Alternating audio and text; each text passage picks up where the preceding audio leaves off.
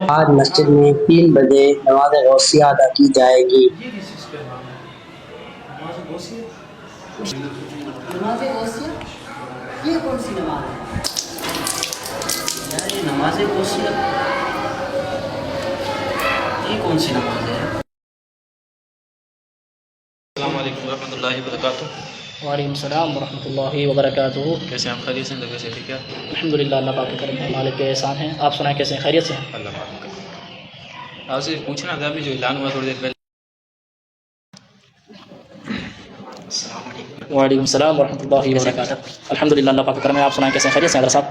ये नमाज हुसैन के बारे में। अच्छा, आप भी उसी सिलसिले से आए हैं? जी जी जी। आप तीनों का मसला मुझे लगता है एक ही है, बल्कि एक ही है। जी जी। चलें फिर इंशाअल्लाह अज़्ज़ वजल इमाम साहब ज़्यादा